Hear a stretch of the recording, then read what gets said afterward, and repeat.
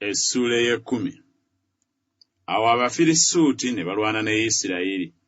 Abasajja ba Isirayiri ne badduka Abafirisuuti ne bagwa nga battiddwa ku lusozi Girubowa.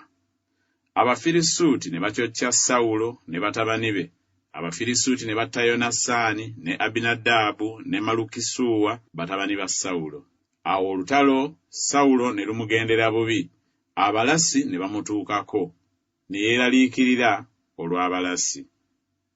Awo Sawulo n'agamba oyo eyatwalanga ebyokulwanyisa bye nti, "Sowola ekitala kyo onfumitire ddala nakyo, abatali bakomola abo baleme okujja ne banswaza." Naye eyatwalanga ebyokulwanyisa bye n'agaana, kubanga yatya nnyo. Sawulo kyeyava addira ekitala kye n'akigwako. Awo eyatwalanga ebyokulwanyisa bye bwe yalaba Sawulo ng'afudde, era naye n'agwa ku kitala kye n'afa. Sawulo n'afa bw'atyo ne batabani be bonsatule, n'ab'omu nnyumba ye bonna ne bafiira wamu. Awo abasajja bonna aba Isirayiri abaali mu kiwonvu bwe baalaba nga badduse, era nga Sawulo ne batabani be bafudde, ne baleka ebibuga byabwe ne badduka. Abafirisuuti ne bajja ne babibeeramu. Awo olwatuuka olwokubiri, Abafirisuuti bwe bajja okwambula abattiddwa, ne basanga Sawulo ne batabani be nga bagudde ku lusozi Girubowa. Ne bamwambula, ne baddira omutwe gwe n'ebyokulwanyisa bye, ne batuma mu nsi y'Abafirisuuti enjuuyi zonna okutwala ebigambo ebyo eri ebifaananyi byabwe n'eri abantu.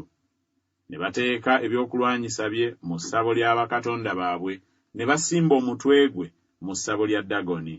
Awo ab'e Yabesugireyaadi bonna bwe baawulira byonna Abafirisuuti bye bakoze Sawulo, abazira bonna ne bagolokoka ne baggyayo omulambo gwa Sawulo n'emirambo gy'abatabani be, ne bagireeta e Yabesi, ne baziika amagumba gaabwe wansi w'omwera e Yabesi, ne basiibira ennaku 7.